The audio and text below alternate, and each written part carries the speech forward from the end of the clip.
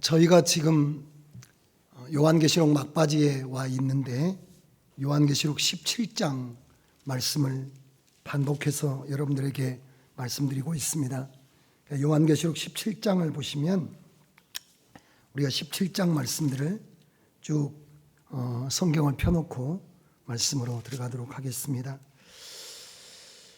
여러분, 요한계시록 17장은 음녀 바벨론에 대해서 우리에게 말씀을 해주고 있는데, 음녀라고 하는 것과 바벨론이라고 하는 것, 음녀는 신앙이 변절한 사람들, 예수 그리스도를 따라가던 정결한 신부됨에서 예수 그리스도의 십자가에 원수된 신앙으로 이렇게 바뀌어진 그런 사람들이, 바벨론이라고 하는 것은 세력과 권력을 얻는 것이니까 이게 한 사람의 마음이라든지 한 교회라든지 아니면 한 지역을 넘어서서 굉장히 세계적으로 이런 그리스도의 신부였지만은 하나님의 은혜를 대적하고 십자가에 원수된 복음을 변질시키는 그런 역사들이 힘을 가지고 교회를 핍박하고 믿는 사람들의 피를 흘리고 하나님의 이름을 모독하는 시대로 접어들게 될 것이다 라고 하는 것을 우리에게 가르쳐 줍니다. 그런데 여러분들과 제가 기억할 것은, 이런 음녀 바벨론화의 역사는 한 사람의 마음속으로부터 시작된다는 것을 저와 여러분이 잊으면 안 된다. 우리가 조심해야 될 것 중에 하나가 뭐냐면, 이 바벨론의 시대, 음녀의 시대, 적그리스도의 시대, 교회를 핍박하는 시대를 마치 강 건너 불구경하듯이 나는 전혀 나와는 상관없는 일이라 라고 생각하는데, 그렇지 않습니다. 바벨론이라고 하는 세력을 얻기까지 그것은 어떤 한 사람 속에 바벨론의 역사가 한 교회를 물들이게 되고, 교회를 물들이면 교단이 물들게 되고, 그 교단이 물들면 그 민족이 물들게 되고, 또 민족이 물들면서 세계가 물들어가는 겁니다. 그러므로 우리는 경계하여 시대가 어떠하며 이 시대에 하나님의 말씀이 어디쯤 와 있는가라고 하는 것들을 주목하며 보면서도 동시에 어디를 들여다봐야 되느냐면, 내 안에 이 바벨론화의 역사는 없는가. 많은 사람들이 이런 이야기를 하고 있거든요. 천주교 안에 있으니까, 또는 WCC 안에 있으니까, 또는 WEA 안에 있으니까 이게 심각한 문제라고 말하는데 맞습니다. 심각하죠. 뭐냐면 사람들은 어디에 있든지 그 영향을 입게 되어 있습니다. 그런데 그보다 더 중요한 것은 우리 자신 안에 변질과 이런 적그리스도의 역사가 우리 안에 일어나지 않도록 하는 것이 굉장히 중요합니다. 우리 안에는 정결한 신부와 음녀의 역사가 날마다 전쟁을 치르고 있습니다. 여러분들이 갈라디아 5장 16절 이하의 말씀처럼 거기 나와 있잖아요. 성령의 소욕은 육신을 거스리고 육신의 소욕은 성령을 거스리는 겁니다. 육신의 소욕이 음녀의 역사예요. 우리가 성령은 예수 그리스도에 대해서 우리로 정절을 지키게 하시는, 성령은 하나님 앞에, 말씀 앞에, 진리 앞에 살게 하시는 영이시지만은, 육신은 어떤 겁니까? 하나님을 대적하고 하나님과 결별하게 돼요. 창세기 여러분들이 6장에 보시면, 5장 6장에 보시면 하나님의 아들들이 사람의 딸들의 아름다움을 보고 그 사람들을 취하여 아내를 삼으면서 하나님의 신이 떠나게 되지 않습니까? 하나님의 신이 떠나게 되고 그 사람들은 육체가 되게 되었어요. 이게 하나님의 원수요 적그리스도의 역사입니다. 여러분들이 주변만 바라보고 내 안에서 어떤 일들이 일어나고 있는가를 늘 생각해야 한다는 거예요. 로마서 8장 13절에 그러기 때문에 바울사도는 영으로서 몸의 행실을 죽이면 살 것이다, 이렇게 말씀을 했어요. 그러니까 바벨론이라고 하는 것이 거대한 적그리스도의 이런 세력이 권력과 힘을 얻어서 그 사람을 죽이거나 이런 데까지 나가겠지만은 그런 것들도 우리가 분별하면서 거기에 맞게 신앙을 정비해 가야 되는 것이 중요한데, 그보다 더 중요한 것은 우리의 내면이 적그리스도화 되거나 음녀화 되거나 육신에게 완전히 지배당하지 않도록 날마다 자신을 쳐서 복종시키는 신앙생활에 여러분들이 집중할 필요가 있다는 겁니다. 그래서 여러분들의 정결함을 지켜야 되고, 그리고 여러분들과 함께 교회를 이루고 있는 교회의 정결함을 지켜야 되고, 그리고 교회가 가입해 있는 교단의 정결함을 지켜야 되고, 이 교단이 연결되어 있는 세계 교회의 정화를 위해서 기도해야 되죠. 그러나 우리가 강력하게 기도하고 그것을 이 하나님 앞에 바로 세우기 위해서 총력을 다하지만, 성경에 예정되어 있는 하나님의 역사 중에서 그것이 바뀌는 역사들이 있지만은 바뀌어지지 않는 역사들이 있습니다.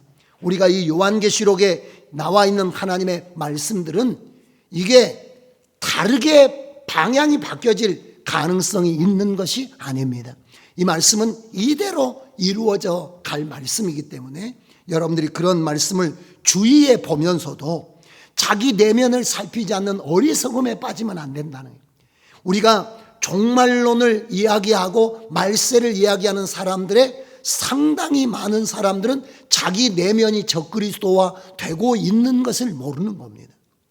도리어 적그리스도의 시대를 이야기하고 적그리스도의 현상을, 세계적인 현상을 이야기하면서도 자기의 심령에 육신의 소욕이 얼마나 철저하게 하나님의 진리를 거스리고 있는지, 우리가 그리스도의 형상으로 진리를 순종하는 사람으로 성숙해 가고 있는지라고 하는 것을 전혀 모르는 겁니다.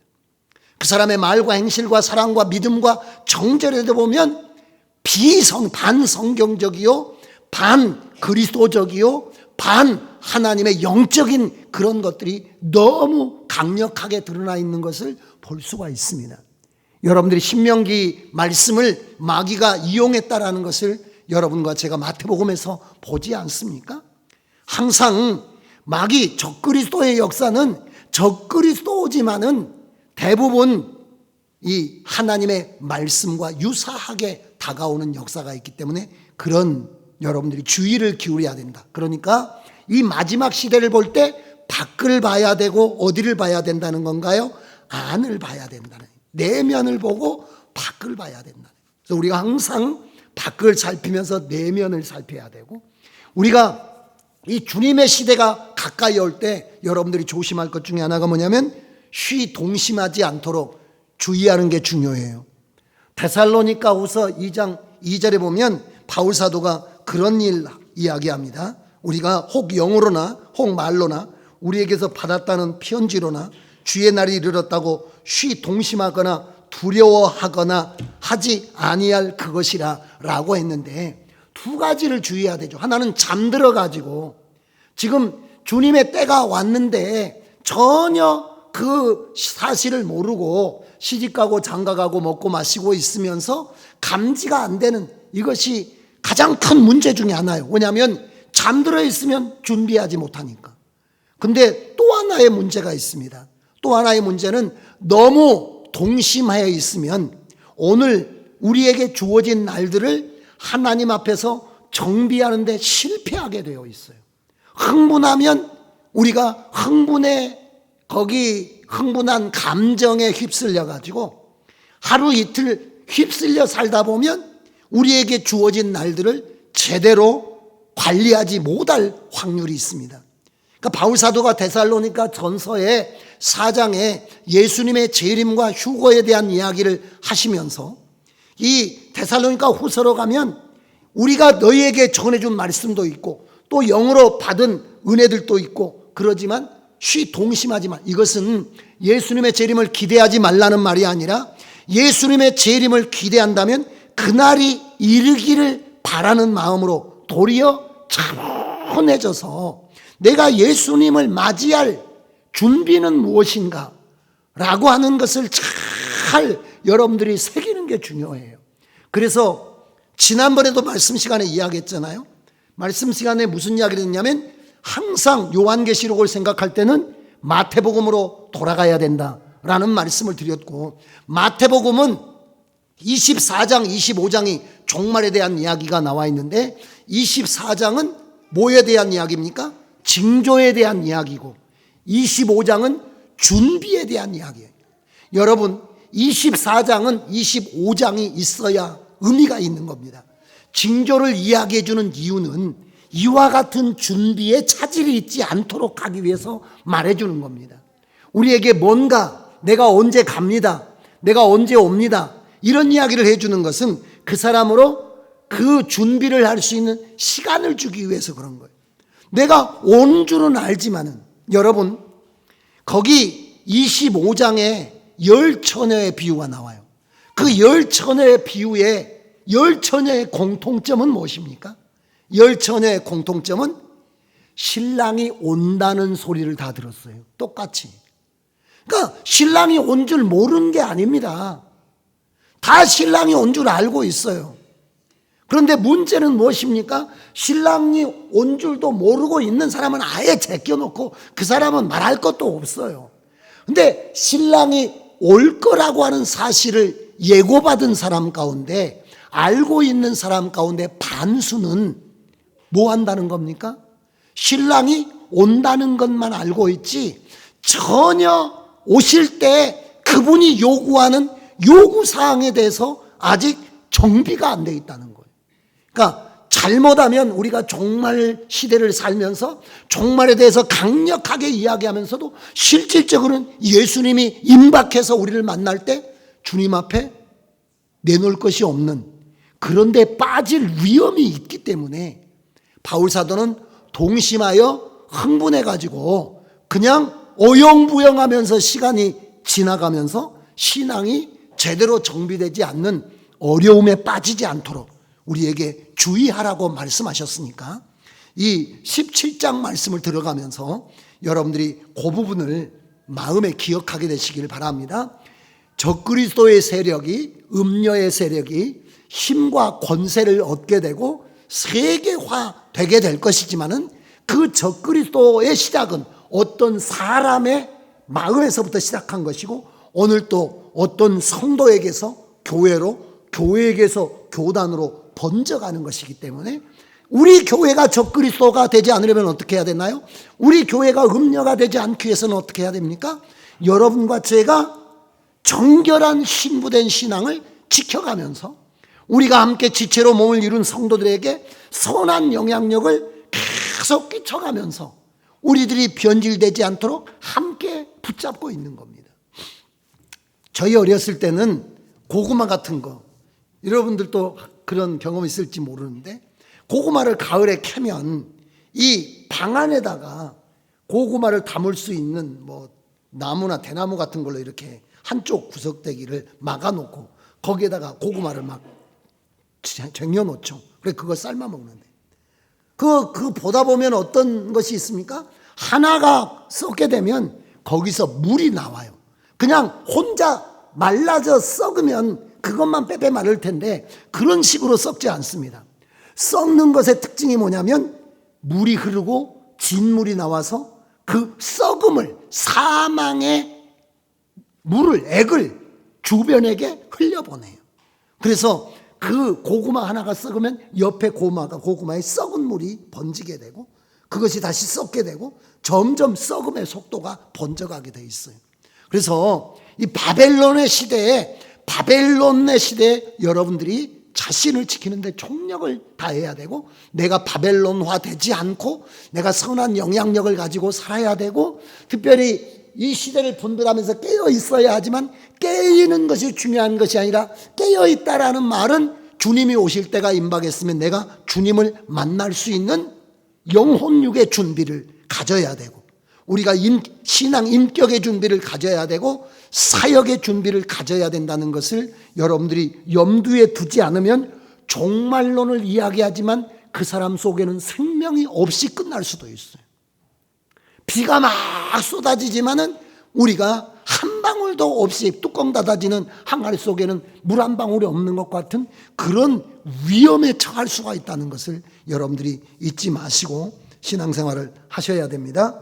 자, 그러면 17장에 지금 우리가 1절부터 쭉 지난번에 5절, 6절까지 그 말씀을 읽었었는데 5절, 6절까지 읽었었는데 여러분 이게 음년대 바벨론이잖아요. 이게 이 음년대 바벨론인 것은 금방 말씀드렸듯이 음녀라는 것은 배교자고 여러분 정결한 신부에서 십자가의 원수가 된 것이고 복음에서 복음을 반대하는 사람들이 된 것인데 이게 음년대 아까 이야기했듯이 바벨론이라고 하는 것은 그게 세력을 얻었다는 것이고 세계적이 됐다는 것인데 지금 현재 음녀 그러니까 예수 그리스도를 믿었다가 이 믿음이 변질된 상태로 세계화되고 있는 것이 몇 개가 있습니다. 우리가 이슬람이라든지 불교라든지 이런 건 음녀라고 말할 수 없어요. 물론 음녀와 함께 그리스도를 대적하는데 힘을 합칠 수는 있겠죠. 성경이 말하는 음녀의 특징 중에 하나는 어떤 거냐면 이전에 믿음 생활을 했거나 하나님을 경외하는 그 사람들이 바뀐 걸 말하잖아요. 이 몇 사람들이 있습니다. 첫 번째는 지금도 세력을 떨치고 있는 지난주에 이야기한 것처럼 카톨릭이라고 하는 것. 카톨릭은 종교로만 있지 않습니다. 지금 여러분들이 아는 것처럼 바티칸은 뭘 보낼 수가 있느냐면 외교 사절을 각국에 보낼 수가 있어요. 교황청이라고 하는 것이 어떤 천주교 본부로 끝나는 게 아닙니다. 이건 정부요 국가적인 세력을 갖고 있습니다. 그리고 그 종교의 영향력이라는 것이 막강하죠.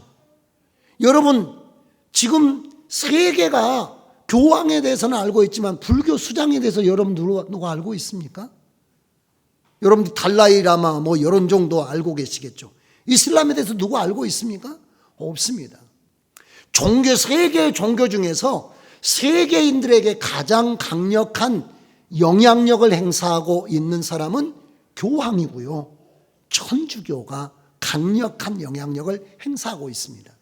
그러니까 이전에 그 사람들이 그리고 이 천주교하고 동방교회가 나눠졌잖아요. 로마가 둘로 쪼개지게 됐는데 동로마 서로마로 쪼개지게 됐는데 그 쪼개지면서 서로마에 속한 나라는 천주교화 된 것이고 동로마에 속한 데는 그냥 정교회라 그래가지고 히랍 정교회 그래서 러시아도 정교회고 요 그리스 있는 쪽에도 다 정교회라고 천주교라고 말하지 않고 이디오피아 이런 데도 정교회라고 그건 이 동쪽 천주교라고 생각하시면 돼요. 서쪽에 있는 천주교를 천주교라고 말한다면 동쪽에 있는 천주교를 정교회라고 이야기하는데 이게 지금 세계적인 힘을 갖고 있는 그런 기독교와 관련 있는 교단과 교파입니다. 이건 구교에 해당되는 것들이고 천주교에 해당되는 것들이고 지금 우리가 사는 이 개신교에 해당되는 것들은 여러분들이 늘 들어보시는 것처럼 WCC라고 그러니까 WCC라는 말은 월드가 세계라는 말이죠. 월드 카운실 오브 처치스 그래가지고 세계 교회들의 연합체다라는 뜻입니다. 이런 이야기가 있어요. 그래서 WCC에 있는 사람은 구원을 못 받는다라고 이야기하거나 하여튼 빨리 나오라고 하거나 여러 가지 이야기가 있습니다.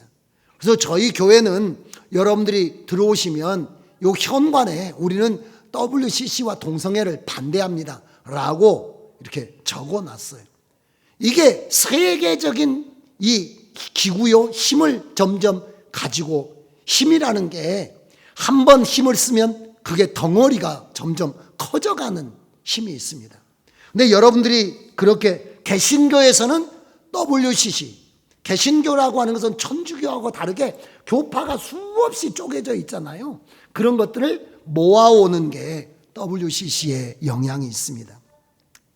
근데 이 WCC와 또 다른 게 있는데 이게 한기총이나 이런 합동측이나 이런 보수주의 교회들이 더우신가요? 더우시죠? 더우신가요? 괜찮은가요? 예. 그 교단들이 가입해 있는 그 세계 단체가 있습니다. 세계 단체가.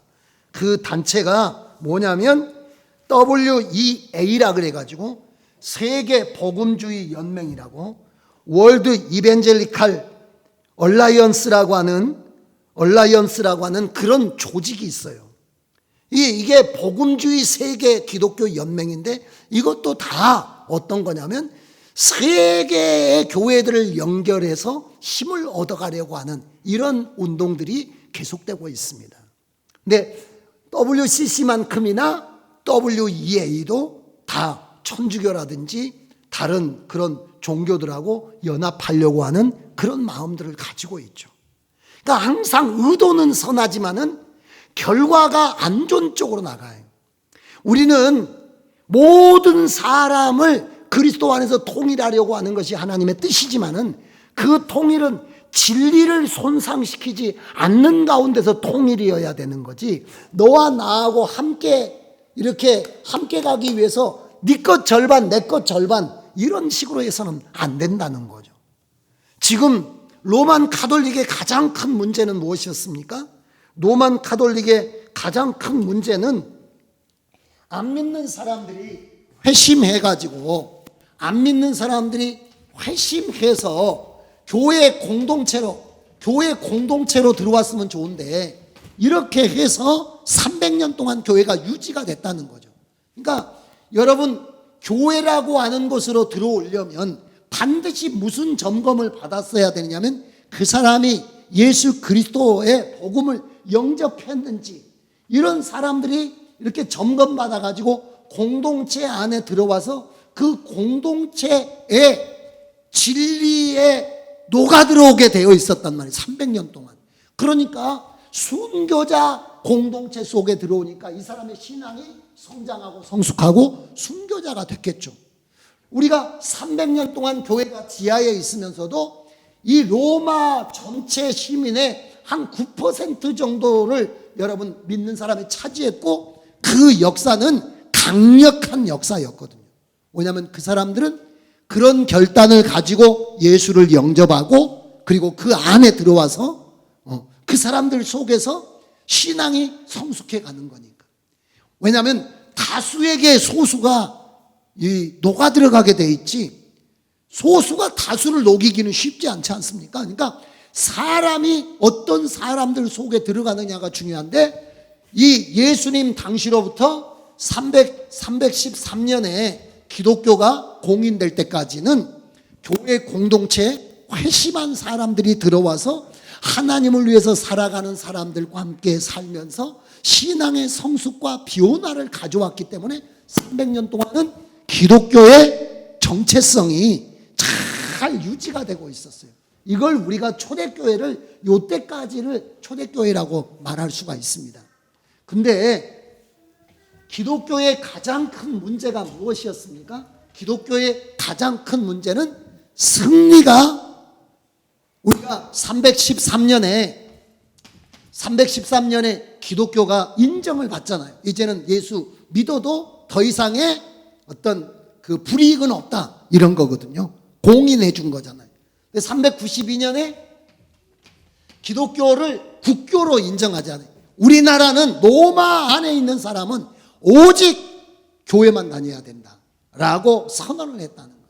근데 로마라고 하는 게 단일한 한 나라가 아니잖아요. 로마는 당시에 세계를 정복한, 근데 세계 모든 나라들은 수십 년, 수백 년, 수천 년 동안 자기들이 믿어오던 종교가 있습니다.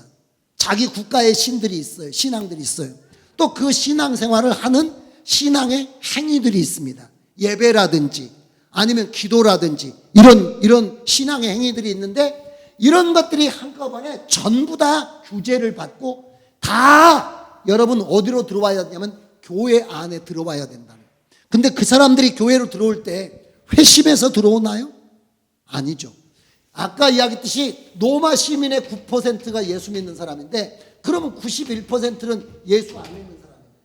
로마 제국 전체로 한다면 기독교는 1%도 안 돼요. 근데 그 사람들이 하루아침에 뭘 형성하게 된 겁니까? 교회의 다수를 형성하게 된 거예요. 그러면 여러분, 다수에 의해서 소수의 신앙이 쇠퇴하게 되는 거예요.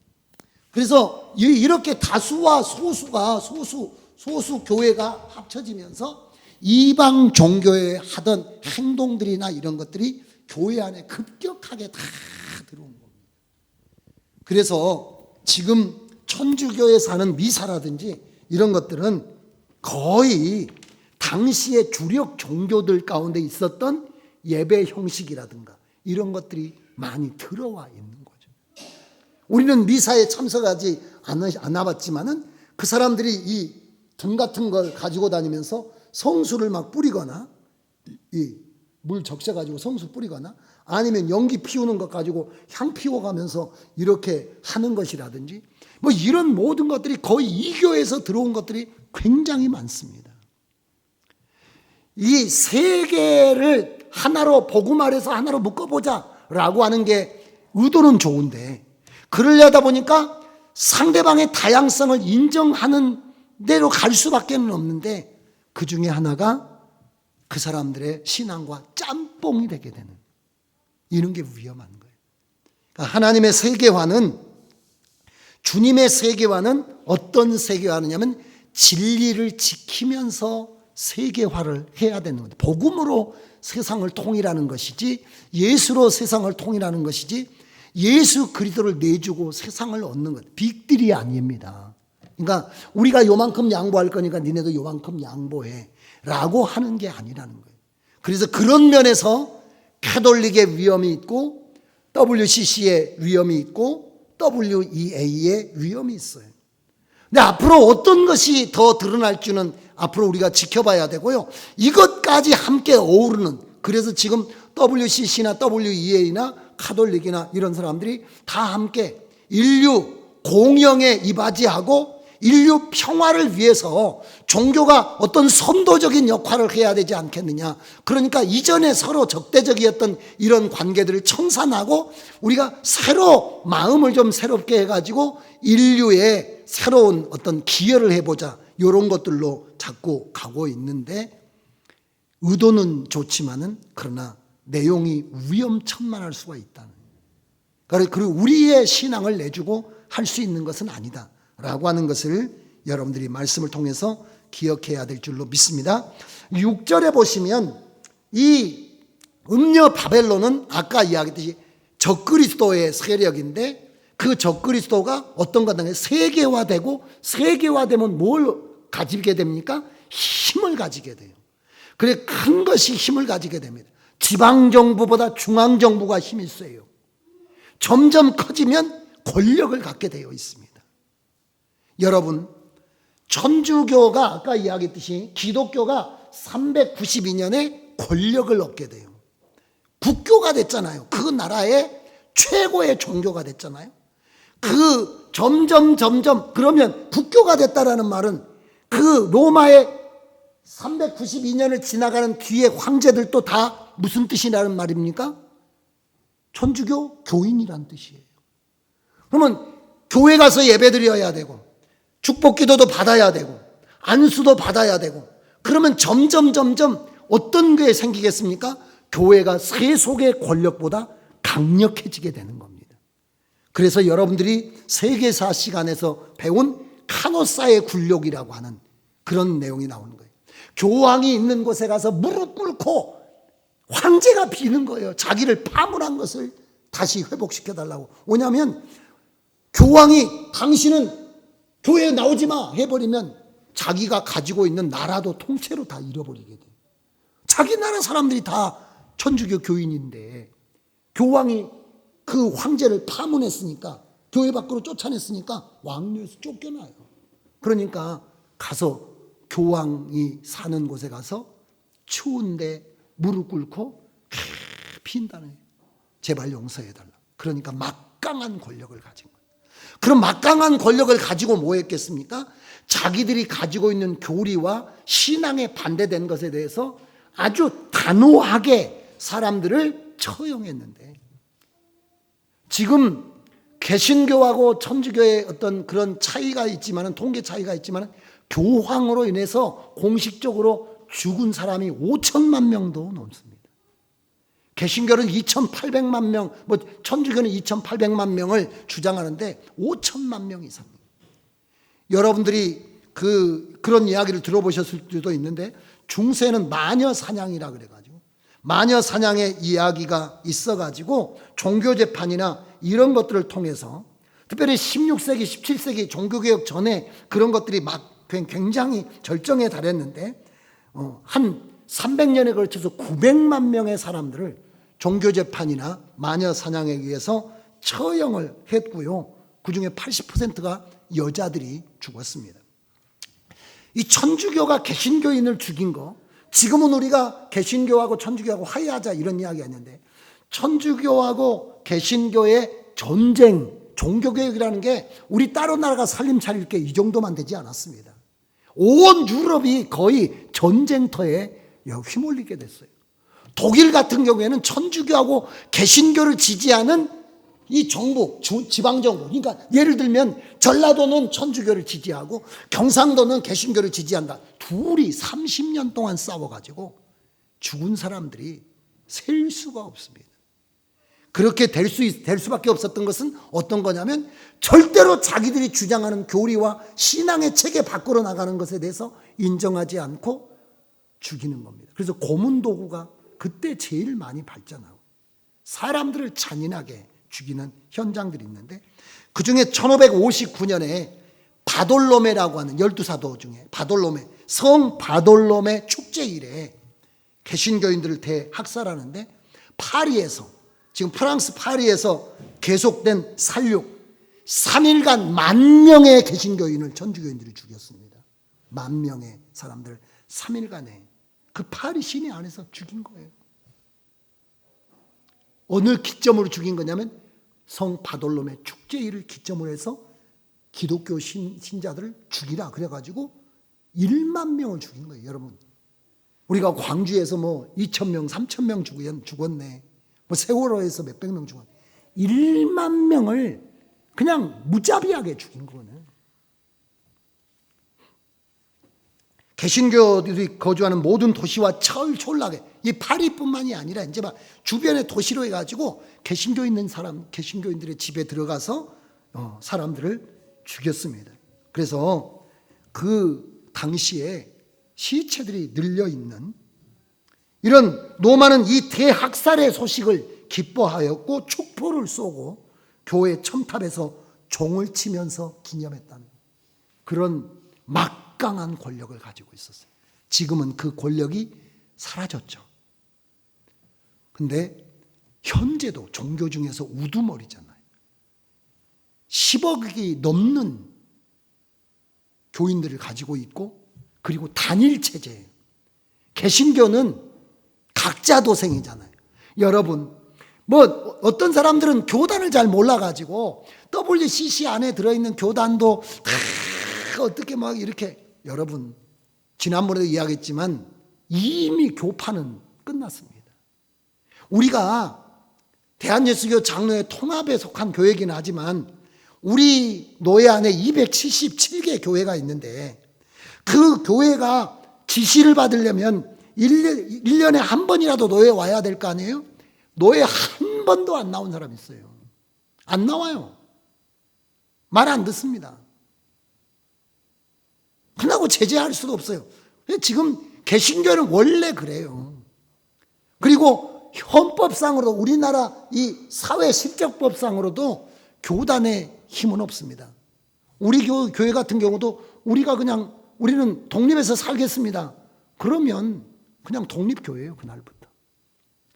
교회는 개교의 교인들이 그 교회의 실체라 이렇게 이야기하는데, 거기에 비해서, 그래서 이 개신교는 뭐 한기총이 있고 뭐 한국교회연합회 있고 그러지만은 다 오합지졸이에요. 천주교 교황이 왔을 때 몇 년 전에 왔었죠? 우리나라에? 그래가지고 광화문에 서울역까지 전국의 천주교인들이 와가지고 아마 거기 뭐 100만 명? 150만 명?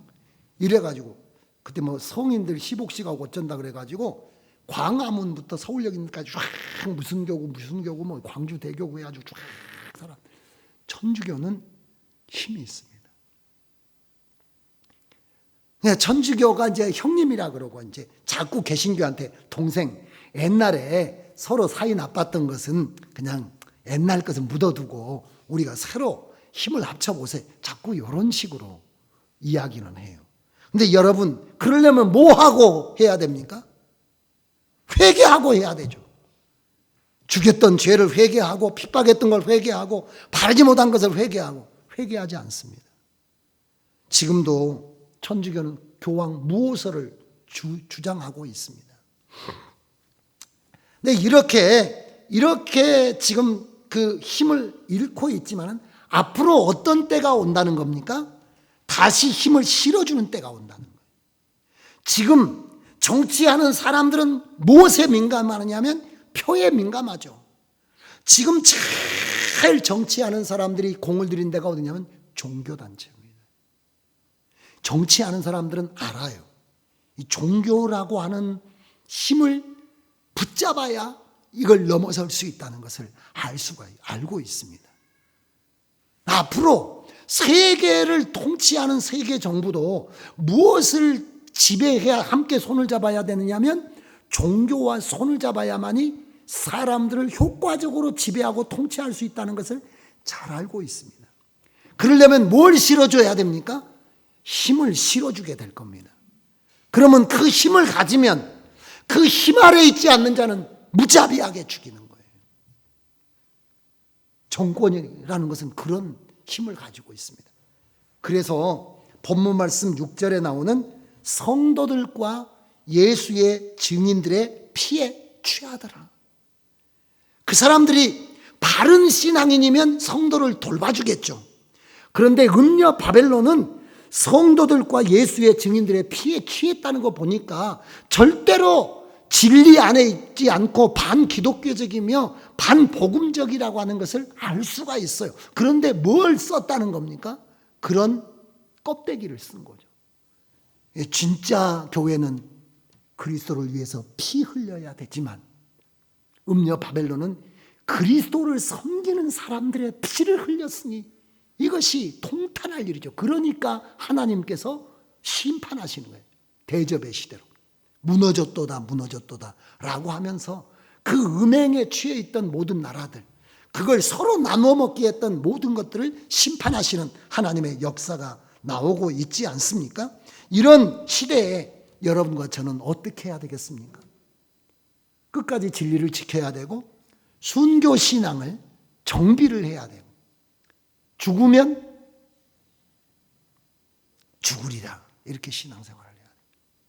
편협하자는 것이 아니라 독선적이자는 것이 아니라 성경 안의 신앙을 그대로 갖고 있어야 된다는 거예요. 그러려고 애를 써야 된다는 거예요. 자, 그러면서 근데 여러분 그 사실을 보면서 어떻게 여기나요? 그 여자를 보고 기이 여기고 크게 기이 여기니 왜 기이 여기느냐 이런 이야기를 합니다. 아니 저렇게 예수 믿는 사람들을 핍박하고 막 성도들을 죽이고 그러면 이 안 돼야 되는데 안 돼요? 잘 돼요? 더 막 번성하거든요. 여러분 악이 번성한다라고 그게 이상한 거 아닙니다. 마지막 시대는 악이 번성하는 시대가 되고 악이 선을 핍박하고 짓밟는 시대가 되게 된 거예요. 당연한 겁니다. 점점 마지막 시대에 믿는 마치 이스마엘이 이삭을 핍박하는 것과 같이 혼합주의적이고 타락한 신앙이 우리들의 신앙을 핍박하게 되어 있어요. 그러니까 우리가 자세들을 잘 가다듬고 살아가야 되죠. 그러면서 9절부터 13절은 이제 어떤 이야기를 해주냐면 음녀 바벨론의 정치적 후원자 뭐가 일어나느냐면 적그리스도 왕국과 적그리스도 종교가 일어날 것을 말씀하고 있어요. 거기 보면 7 산에 대한 이야기랑 쭉 나오죠. 거기 보면 지혜 있는 뜻이 여기 있으니 그 7 머리는 여자가 앉은 7 산이요 또 7 왕이라. 5은 망하였고 하나는 있고 다른 이는 아직 이르지 아니하였으나 이르면 반드시 잠깐 동안 계속하리라. 좀 어려운 말인데 아까 여러분 로마라고 하는 제국이 있었잖아요. 우리가 성경에 보면 다니엘서에 제국에 대한 이야기가 나오잖아요. 제국에 대한 이야기가 제국에 대한 이야기가 나오는데 첫 번째 제국은 뭡니까? 바벨론이 등장하게 될 것이 나와 있고 그 바벨론 시대에 예언을 했어요. 그 다음에 어디가 나오나요? 페르시아가 나오죠. 페르시아 나온 뒤에 헬라가 나와요. 헬라 다음에 어디가 나옵니까? 로마가 나와요. 로마가. 사람으로 보면 이게 발인데 그 다음에 로마 시대 끝난 다음에 어떤 시대가 옵니까? 로마가 다시 부활하는 시대가 온다. 부활하는 시대. 그래서 우리가 이게 다니엘서에 예언되어 있는데 우리는 그걸 역사적으로 보게 됐죠. 바벨론이 세상을 지배한 다음에 페르시아, 메데 페르시아가 세상을 지배하게 되고 알렉산더의 헬라가 세계를 지배한 다음에 로마가 세계를 지배했어요. 이 로마가 세워진 도시가 여러분 로마가 7개 산에 세워진 도시가 로마라고 하는 것이고 그 로마의 권세에 함께 힘을 얻어가지고 세상에 믿는 자들을 핍박했던 게 천주교의 과거 역사라는 거예요. 그런데 성경은 요 시대가 끝나게 되면 요 중간의 시대가 하나님의 은혜의 시대가 있는데 이 시대가 끝나면 어떤 시대입니까? 최후 마지막 무슨 시대입니까? 제국의 시대인데 마지막 바벨론인데 마지막 바벨론이 어떤 건가요? 로마의 회복에 있어요. 그래서 저는 여러분들에게 여러 번 이야기했지만 미국은 세계의 패권을 잃게 될 겁니다. 요새 트럼프 대통령이 막 유럽도 압박하고 우리나라도 막 돈 많이 내놓으라고 하고 막 우리가 세계 경찰 안 한다라고 하거든요. 그러면 어떤 사태가 오게 될 거냐면 앞으로 점점 여러분 유럽이 지금은 미국에 기대서 방위라든지 모든 걸 해요. 자꾸만 미국이 자기 욕심만 차리고 내가 우선 살고 봐야 되겠다 이렇게 하면 유럽은 어떻게 할 수밖에 없겠습니까? 여러분 생각할 때 스스로를 지키고 근데 나라들이 여러 개로 쪼개져 원래는 제국이었지만 지금은 수십 개 나라로 쪼개진 거잖아요. 쪼개진 상태로는 중국도 해볼 수도 없고 러시아, 중국, 미국 이런 걸 해볼 수가 없잖아요. 그러니까 요즘에 브렉시트도 있고 막 이러지만 영국이 떨어져 나가고 점점 세계적인 환경이라는 게 자기들이 다시 강력하게 뭉쳐야만 되겠다라고 하는 것이 나올 수밖에 없어요. 그 핵심 종교가 어디입니까? 지금 제가 하나만 물어볼까요? 카톨릭의 본부가 어디가 있습니까? 로마 바티칸에가 있잖아요. 지금 로마에 있어요. 천주교인이 제일 많은 데는 남미 이런 데지만 본부가 어디가 있냐면 로마에 있습니다. 아직도 과거 로마에 여러분 올라와 있는 것하고 똑같은 거예요. 그래서 세상은 점점 그렇게 가게 될 것이라는 거죠.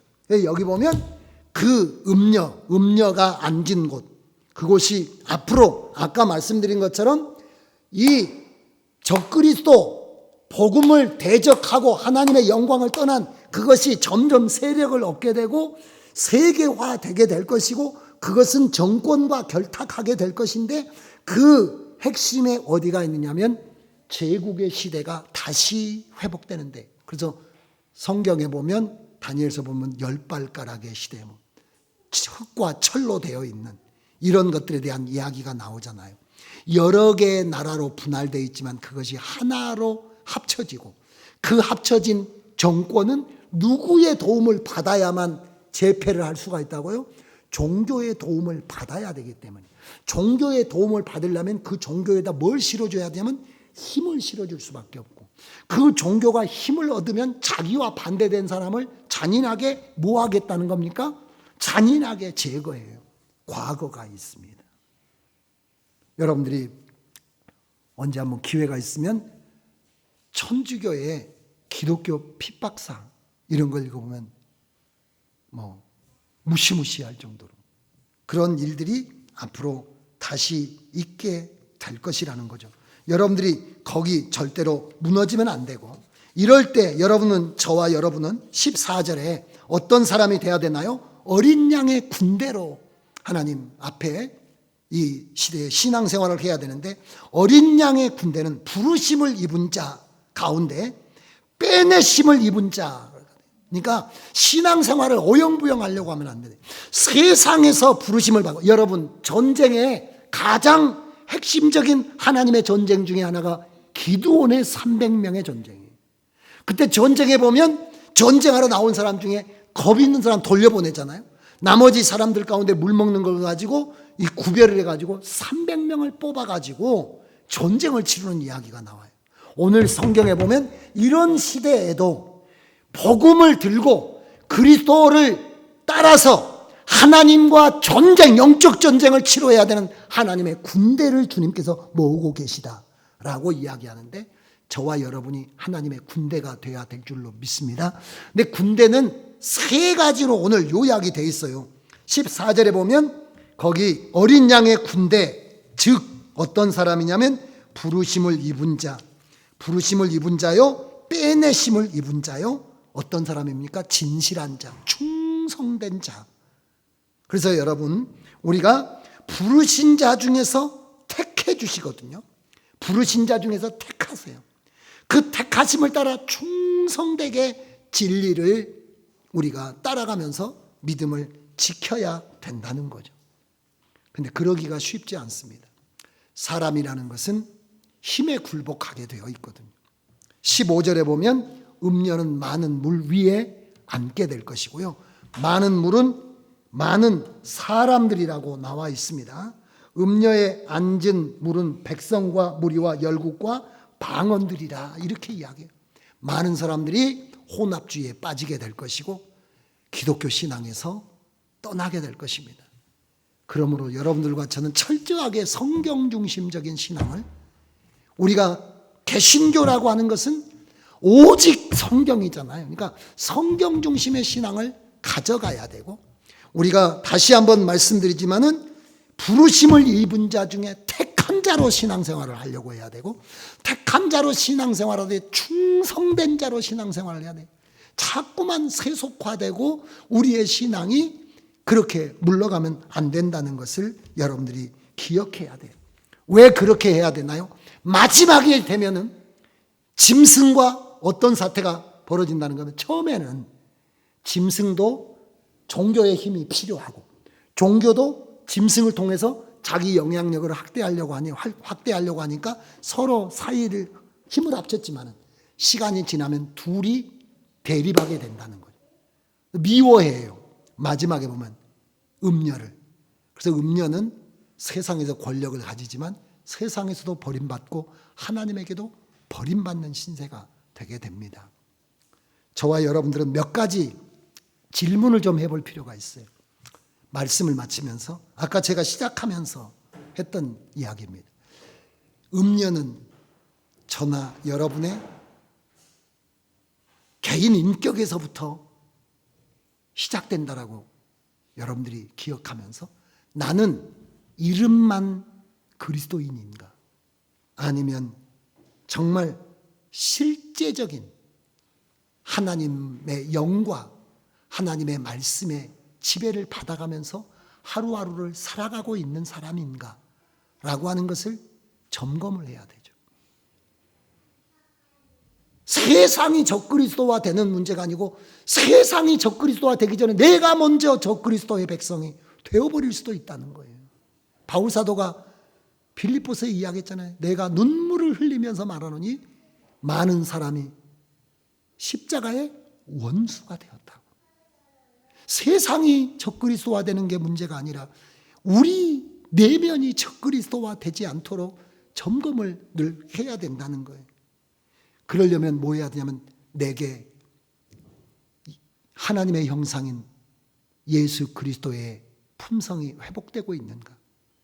성령의 인격이 우리의 삶에 점점 확장되고 있는가? 성령의 열매가 과일나무가 나는 말이 아니잖아요. 하나님의 인격이라는 뜻이. 성령은 하나님이시니까. 성령의 열매는 하나님의 품성이니까. 아니면 내가 더 육체적으로 음란하고 패역하고 부도덕하고 부정직하고 불성실하고 하나님의 품성에서 점점 벗어나고 있는가라고 하는 것을 점검할 필요가 있는 거죠. 안 그런가요? 그리고 우리 교회 여러분 아까 이야기했듯이 교회 단위가 중요합니다. 우리가 이 교회를 잘 지켜야 교단 안에서 우리 교단도 지킬 수가 있고 이 교파도 지킬 수가 있고, 아니면 제가 우리 장로님들한테도 그 피택 되신 분들한테도 이야기했는데, 저는 우리 장로님들한테 미리 시무 장로님들한테 말씀드렸다.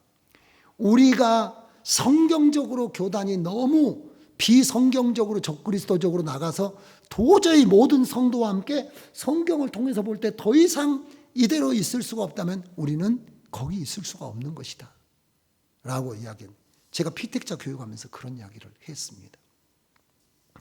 우리 교회는 살아있는 교회인가 아니면 죽은 교회인가? 아까 제가 이야기했잖아요. 합동측이나 이런 사람들은 통합측이 WCC라고 막 공격을 해요.